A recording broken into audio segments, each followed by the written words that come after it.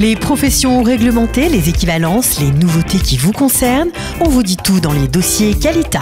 Les dossiers Qualita, pour en savoir plus sur l'ALIA. Salut, bonjour, bienvenue, vous êtes sur Studio Qualita et je suis avec Sarah Bismuth qui est nutritionniste clinique. Bonjour Sarah. Bonjour. Merci d'être venue. Merci à vous de m'avoir invitée. Eh ben, c'est avec plaisir, surtout qu'on va parler d'un sujet important avec tous ces jeunes qui arrivent en Israël et qui ne savent pas toujours quoi faire, quoi étudier. Eh bien, vous êtes nutritionniste clinique et vous allez nous parler du cursus, comment on devient nutritionniste ou plutôt diététicienne, parce que ça commence les complications. Nutritionniste, je crois qu'en France c'est médecin, et diététicienne, c'est un BTS. Voilà, c'est pas la même chose. C'est ça. Alors, comment devient-on diététicienne en Israël? Ok, alors on va commencer par le commencement. En termes de psychométrique, il faut en général avoir 620, donc c'est la condition pour être accepté. Mais c'est beaucoup ça. C'est beaucoup. C'est une note assez haute. Oui, c'est des études assez difficiles, dans le sens où ce sont 3 ans d'études, en général du dimanche au jeudi, de 8h à 5h, voire à 7h. Okay. Donc c'est assez intense.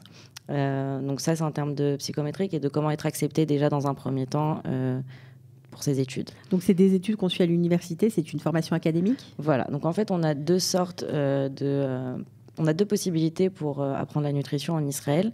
Il y a un Tohar, donc c'est un diplôme, ça passe par le gouvernement et ce Tohar se fait sur 3 ans et ensuite on aura un stage ainsi en hôpital ainsi qu'un examen national. De fin de parcours, exactement. Donc, on répète un diplôme de 3 ans à l'université, un BA, on peut appeler ça un BA? Oui, voilà, ça. Un diplôme d'État académique. Exactement. Ensuite, un stage et ensuite un examen de fin de parcours. Voilà. C'est ça. D'accord, donc la spécificité en Israël de cette formation, c'est que le stage peut être très long. Ça veut dire qu'on peut... L'attente au stage. Ça veut dire qu'on finit son diplôme de 3 ans. Exactement. Mais on ne peut pas, comme dans d'autres pays, aller directement en stage. Ça ne marche pas comme ça. Pourquoi? Pas du tout. Alors en fait, ce qui se passe, c'est qu'il n'y a pas suffisamment de place dans les hôpitaux pour recevoir tous les étudiants qui finissent la même session au même moment. Pourquoi le stage doit obligatoirement être fait en hôpital? Oui, on a 4-5 mois en hôpital et ensuite dans les écoles ou dans tout ce qui est du public. Donc ça va dépendre, mais on fait au final 4 mois en hôpital et encore 2 mois dans le public. Donc en fait, ça se passe avec une agrala. Une agrala, c'est un tirage au sort. C'est rigolo, ça. Voilà. C'est quoi? Les gens sont tirés au sort? Voilà. Donc en fait, ce qu'on nous demande de faire à la fin de nos études, c'est de remplir nos préférences pour quel hôpital et quelle date on aimerait commencer notre stage. On est obligé de remplir absolument toutes les possibilités qui existent, c'est-à-dire que ce soit à Jérusalem, à Beersheva, peu importe, tous les hôpitaux qui reçoivent les étudiants, on doit les remplir. Okay. Et donc après, on se retrouve tous le jour du tirage au sort. Et en fonction de quand est-ce qu'on est tiré au sort, il reste ou pas nos premières possibilités, nos premiers choix qu'on voulait faire. Mais j'ai pas très bien compris. Vous avez expliqué qu'il y avait un temps de latence important pour avoir le stage. Voilà. Alors, s'il y a un tirage au sort, normalement, tout le monde est placé. Alors, c'est placé, mais justement, ça va être en fonction de l'endroit et de la date disponible. Donc ça peut être... par exemple, si je vais prendre mon exemple parce que ça m'est arrivé, à la fin des études, j'avais mis mes préférences, j'ai été tirée au sort parmi pratiquement les derniers, on va dire. On était 250 étudiants, je devais être dans les 180 ou 200. Donc forcément, mes premiers choix n'ont pas été pris. Donc on m'a demandé d'attendre 2 ans pour faire le stage là où je voulais. C'était à Haïfa. Ce qui est important de savoir quand même, c'est qu'on a toujours des possibilités d'échange. C'est-à-dire qu'entre les étudiants, on peut échanger. Et donc, du coup, on peut s'arranger entre nous pour trouver un échange qui nous convient mieux. Et, par exemple, on m'a appelé 6 mois après pour me dire est-ce que vous êtes intéressé finalement d'avancer votre stage de 6 mois? Et j'ai dû attendre finalement en tout qu'1 an et pas 2 ans.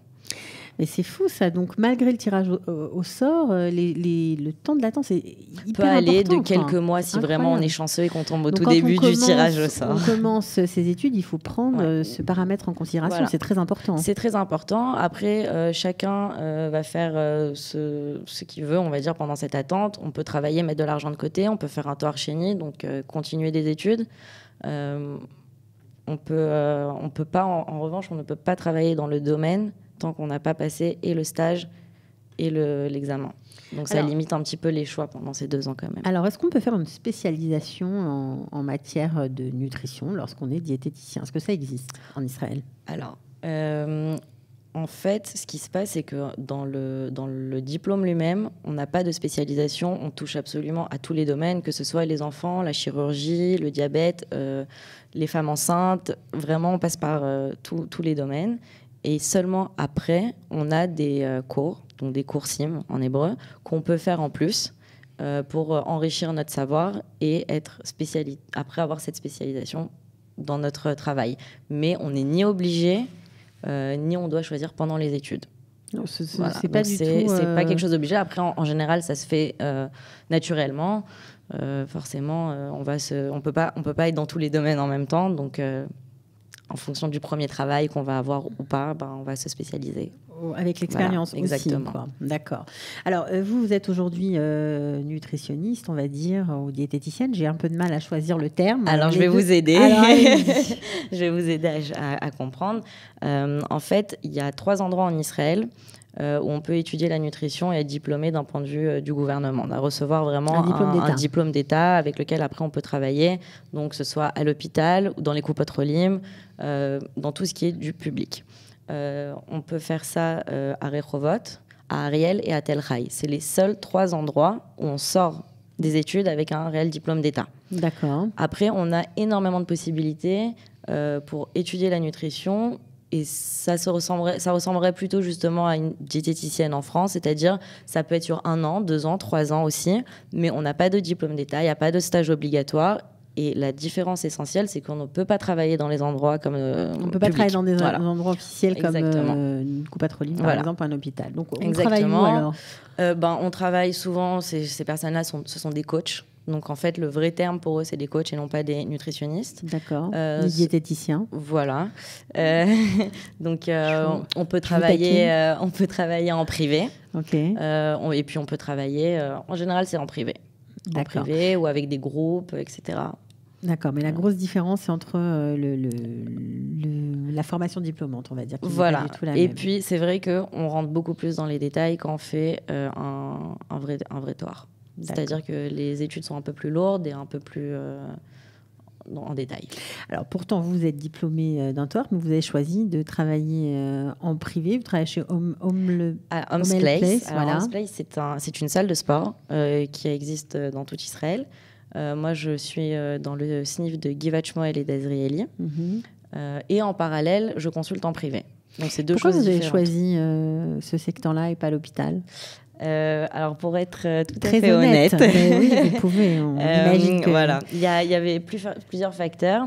Le premier facteur, c'est que j'avais envie de commencer dans le domaine avec des gens qui étaient plutôt en bonne santé, qui avaient envie de faire des changements, qui le souhaitaient, et non pas des gens à qui on obligeait. Ou imposés par la vie. Imposés par la vie. Ça, c'était dans un premier temps. Et il faut aussi prendre en compte l'aspect financier, c'est-à-dire que les nutritionnistes dans le public sont très mal payés. Ça veut dire? C'est-à-dire que c'est le minimum. Donc, 25, 27 shekels de l'heure. Et ce ne sont que des mi-temps. Il n'y a pas de temps complet, à part vraiment pour les nutritionnistes qui travaillent peut-être depuis très longtemps. 7 ans, 10 ans dans l'hôpital. Mais sinon, ça se résume à quelques heures par semaine. Donc, on ne peut pas vivre de ça. Donc, j'ai décidé de garder l'opportunité de l'hôpital dans un stade un peu plus avancé de ma carrière. Et voilà. Donc, il est préférable de travailler en privé pour mieux gagner sa vie, surtout quand on habite à Tel Aviv. Clairement. Donc aujourd'hui, je suis nutritionniste au Home's Place et c'est très intéressant. Donc, c'est tout le domaine du sport, essentiellement. Eh bien, écoutez, on est ravis de vous avoir reçu, Sarah Bismuth. Peut-être que vous avez donné des idées à des gens qui viennent d'arriver en Israël, qui ont envie de faire des études, qui sont intéressés par la nutrition. J'espère. Voilà, on peut peut-être même vous contacter sur votre Facebook. Avec grand plaisir. C'est Sarah Bismuth, c'est facile.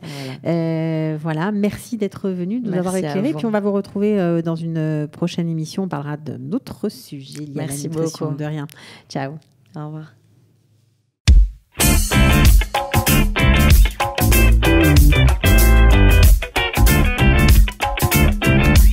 Les professions réglementées, les équivalences, les nouveautés qui vous concernent, on vous dit tout dans les dossiers Qualita.